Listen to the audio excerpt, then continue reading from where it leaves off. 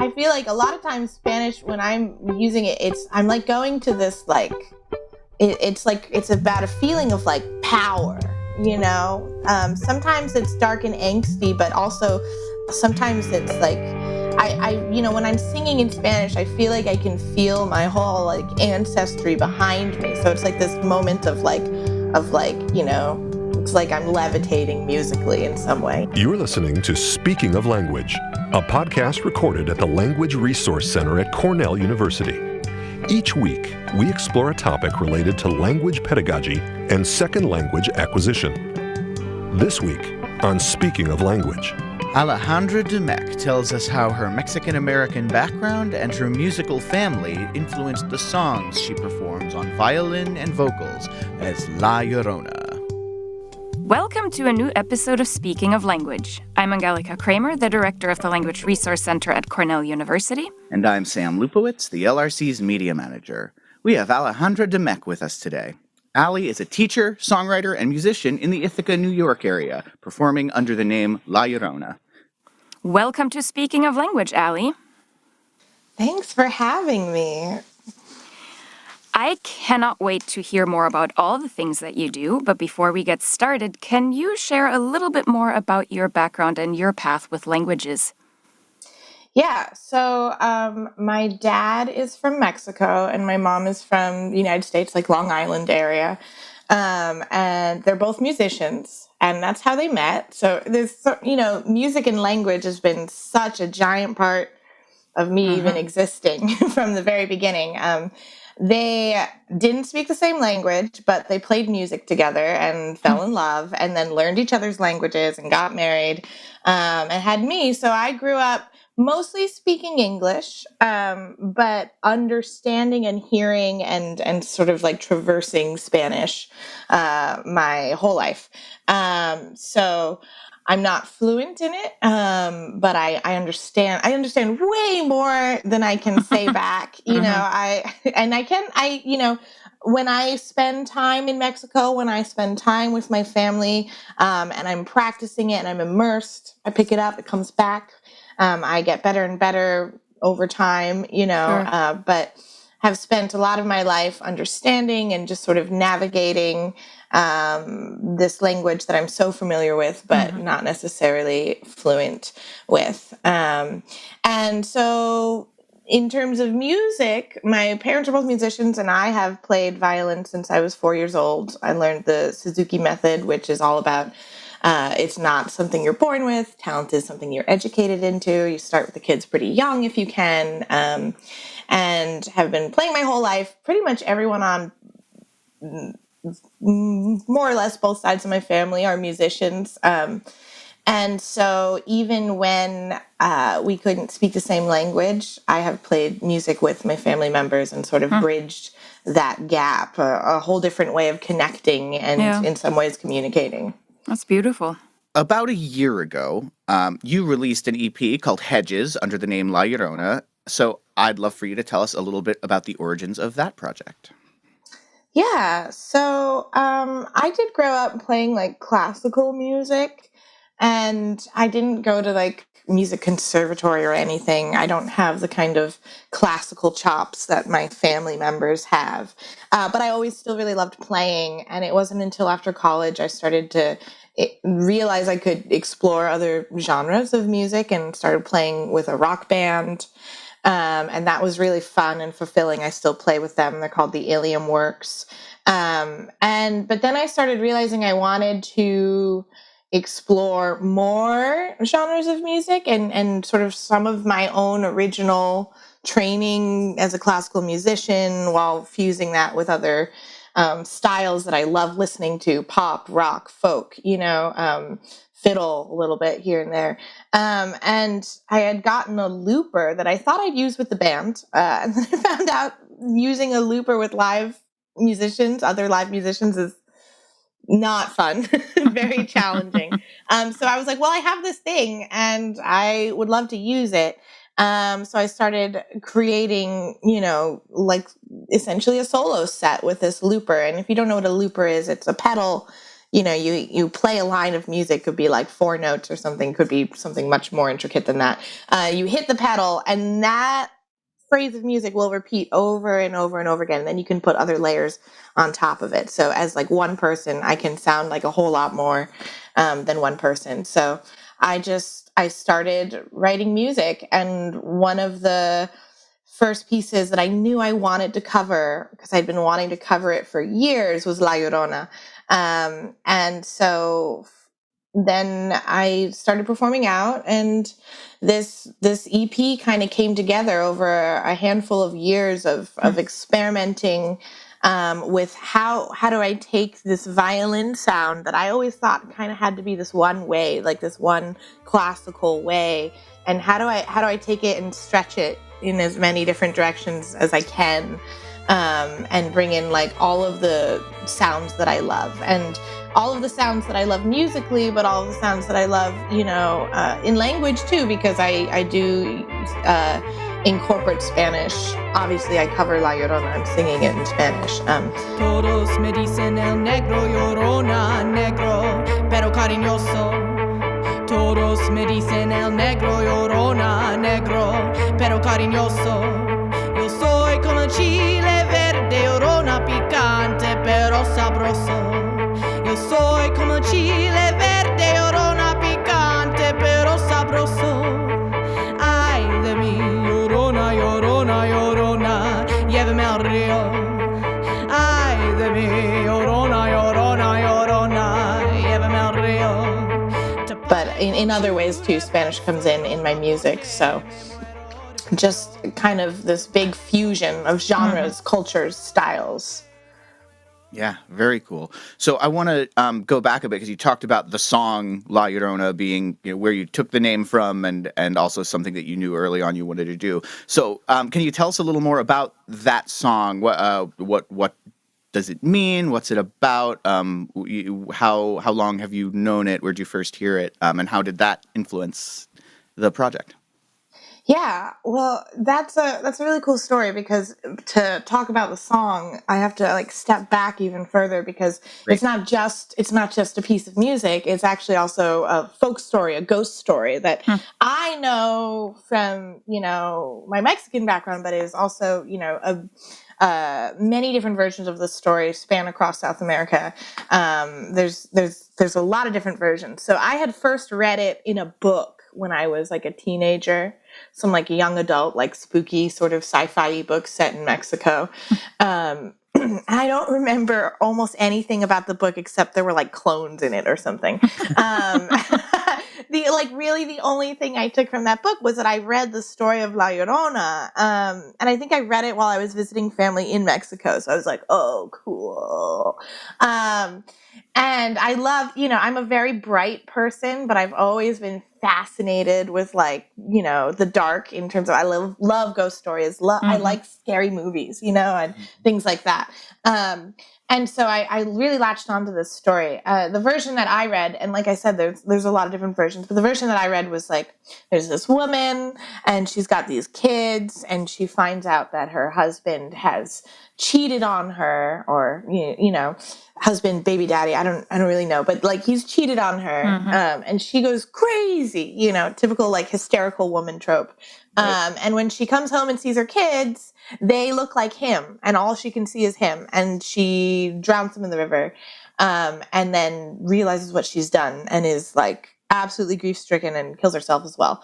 And then her ghost wanders the streets, like crying out for her children. But if you get close to her, she drowns you in the river. So It's this whole spooky ghost story. But I've heard a lot of different versions, and some of them aren't like this hysterical woman trope that is not my favorite. And some of them they starve because they're poor and they don't have food. And some of them it's a mercy killing because they are starving, and in one that is a particular favorite of mine that I think is from Venezuela, my friend told me about, is that actually the kids were mixed with the indigenous. The father was indigenous, and so the townspeople killed them because they didn't want they didn't want those cultures mixing. And I think that's a really powerful story because it speaks to the terrible things that have happened with under colonization, you know, and that those mentalities still exist, you know, today, even if, you know, we're not, La Llorona's not wandering our streets necessarily, you know. So that's the story, and it's a folk song. And so I heard it. I actually played a quartet version of it first with my family. And I was like, this is awesome. I remember reading the story, and then I heard this guy singing it with pan flutes years later. And I was like, I first said to the band, we got to cover this. We could do a punk rock version of this. And they were all like, yeah. But we didn't quite get to it. We still might do it someday. We talk about it every once in a while. And then I got this solo set, and I was like, this is it. I'm doing it. I've been wanting to for years. It's time. So Nice. That's wonderful. Was it a deliberate choice to perform songs both in English and Spanish? And do you think that different topics or emotions draw you more to one language than the other? Yeah, that's a really good question. I deliberate choice. I mean, I think that it wasn't something that I really sought out from the beginning. I was like, I'm going to speak in both. I'm going to sing in both languages or anything. But I think that once I started covering La Llorona, and once I adopted that as a name, this became a space for me to really explore. Not just, you know, it's funny because it's like I'm performing for other people, right? But it also became a space for me to explore myself and the different parts of me, right? Yeah. Which is something that's really cool about art, is like you put it out there for other people, right? But it's like, it's this whole personal process. So it was, I am always, you know, I'm not fluent in Spanish. I'm always practicing my Spanish, you know, whether that means I'm actually actively like getting on Duolingo every day. Nice. Or like or just listening to music that's in Spanish, or like, you know, I was just watching a show on HBO with a friend called Los Spookies, which is like majority in Spanish. And so it makes sense that I would also be where I'm practicing my Spanish in my real life in a multitude of ways, on and off, that I would also be incorporating that in my music. But I will say that also, once I adopted the stage name of La Llorona, there felt like a certain sense of responsibility, in that, like, yes, that could just be my stage name and I could just do whatever I want. But I feel like sometimes people see that name and they're like, oh, La Llorona, and they expect it's going to be all like traditional Mexican folk music, right? And I'm always like a little nervous to let people down. Be like, it's nothing here is really, it's my take on everything, right? You know, even I do like Cielito Lindo, which is another like popular Mexican song, and I sing other songs that incorporate Spanish. But you know, even when I'm doing something that is like, oh, this is a traditional, I'm not doing it traditionally. I'm doing like my own rendition of it. So yeah, once I adopted that name, I started thinking about like, how do I continue, you know, to explore using this language, even when that means, you know, I'm not fluent in Spanish. I've written some pieces with Spanish in them, and trying to just like honor like the fragmented, imperfect way in which like Spanish comes out of me, you know? So yeah, songwriting with Spanish is challenging, but it's so fun. It's a really cool extra element. I'm not really sure about emotions, if there's like an emotion that draws me to Spanish more. I know that like as a romantic language, you would think that like that might be something, but I have to be honest, I like don't really write love songs.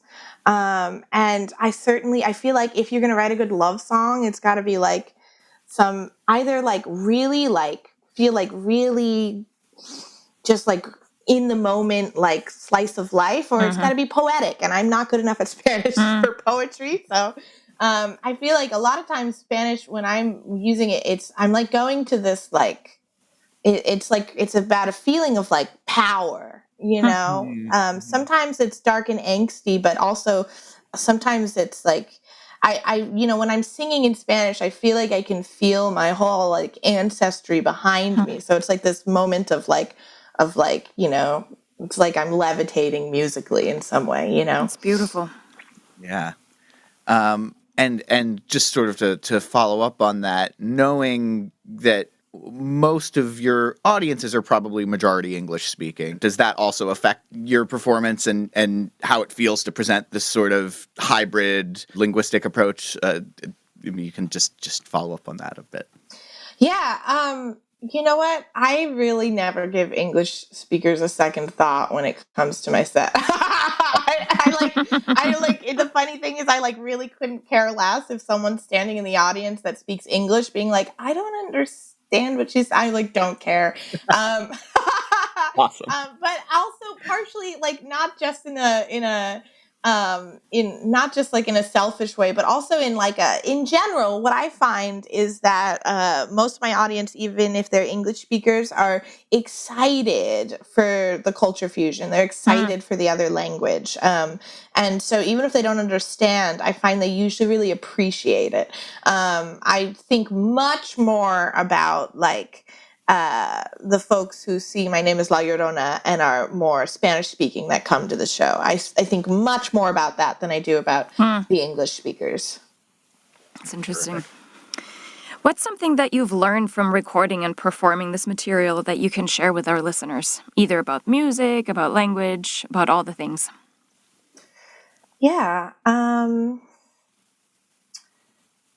mean, I think that something I have learned is there's so many things, but first of all, trusting the process and being willing to take your time working through the process, right? Because sometimes we want to produce something that feels really shiny and like perfect. And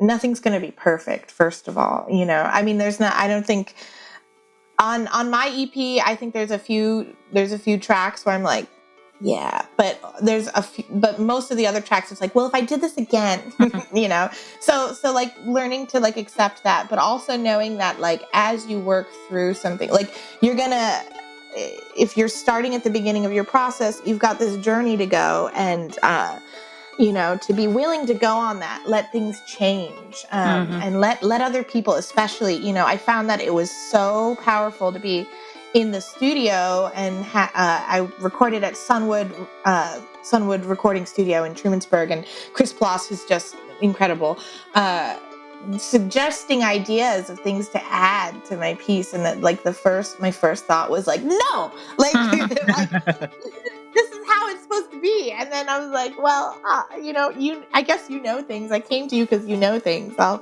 Let's try.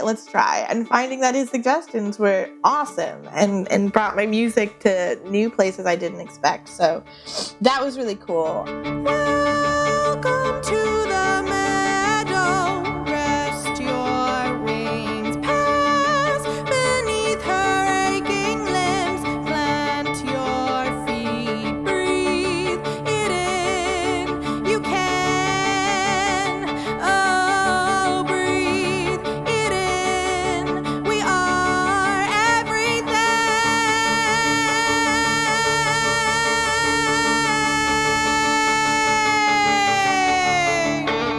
And I think on like a personal level, something I've had to learn, and that, I still don't always sit comfortably in this, but the idea that like I, as myself, am enough and am like off, the idea of like being like, how do you like that you're not like a good enough like Mexican American if you're not like fluent in Spanish, or not a good enough classical musician because I didn't go to conservatory. I don't have like professional classical chops. Learning that it's like I have skills and that I am enough how I am. And that what I have to bring to the table is valuable, and it's particularly as like a Mexican American person being like, again, it's okay that I'm not fluent. I like, this is what a Mexican American looks like just as much as like someone who doesn't speak any Spanish or someone whose Spanish is their first language, We all wear it in different ways. It doesn't make us less valid. Yep. Beautiful. Where can people go to find out more about you and your music? Yeah, so I am on Bandcamp. You can find my EP on Bandcamp, La Llorona EP Hedges. I'm also streaming on Spotify, which tends to be the one that like a lot of people have, so you can look me up there. I'm on Instagram. Oh gosh, my handle there is weird though, because La Llorona, of course, is like taken a million times over, right? So I think it's like _ La Llorona _ music. You can find me on Facebook. I'll be honest, I'm like never on Facebook. So you're better off if you want to like know when I have shows and stuff and get those updates, following me on Instagram, because that's where I will most likely update that stuff. Great. Awesome. And you teach violin? I do teach violin, and I teach Suzuki method. And I mostly teach in Corning, New York, but I have some Ithaca students. But, you know, the funny thing I wanted to mention quickly, since we're talking about language, is that the Suzuki method is so interesting because while it revolves around this idea of talent education, it also really models its learning after how you learn language. And it's all about listening to the music, and learning to like play basic rhythms and things like that on your instrument, and then like by ear learning music and eventually learning to read. Like Dr. Suzuki like was a Japanese man who was struggling to learn German and not understanding how like 4-year-olds were doing it so much better, and like really modeled a lot of what he did after how we learn language. So language and music for me have always just been like so wrapped up in each other. And I just think that's a really cool tidbit when we're thinking about like how our brains work for something like language, that our brains could work very similarly for music. You know, they're related. Yep, absolutely. Great. Awesome. Before we sign off, we'd like to ask you to share a word in a language that you speak, that you love, that you are learning or want to learn, that makes you giggle. What is a word that makes you giggle? Yeah, that was a really hard. I thought about this for like the last 3 days. I'm not gonna lie to you. I could think of so many words that I love for so many, but I was like, but that makes me giggle. And I think I landed on pumpernickel because what a funny word, you know? It's just so, you know, I don't even think I like pumpernickel bread that much. I'm just like, the word is just so funny to say. I like it. And Sam, there is a trend here with these words that make people giggle. I feel they're food related. Yeah. Yeah. Yeah, pamplemousse, and it's always the double P too. Yeah, it's been fun. This was such a treat. Thank you so much for speaking of language with us, Ali. Of course. Thanks for having me. Next week, we will hear more about Cornell's new Global Hubs initiative from our colleagues Wendy Wolfert, Rachel Beatty-Riedel, Sebnem Ozcan, and Cindy Tartar. Until then. Auf Wiederhören! The Language Resource Center is located on the ground floor of Stimson Hall on Cornell's main campus in Ithaca, New York. Check us out on the web at lrc.cornell.edu. Or follow Cornell LRC on Facebook, Twitter, and Instagram. Speaking of Language is produced by Angelica Kramer and Sam Lupowitz. Recorded by Sam Lupowitz. Original music by Sam Lupowitz, Dan Gable, and Joe Gibson. Thanks also to the College of Arts and Sciences at Cornell University. As a reminder, the ideas and opinions expressed on this podcast do not reflect those of the College of Arts and Sciences or any other official entity of Cornell University. We thank our listeners, and do stay tuned for our next episode.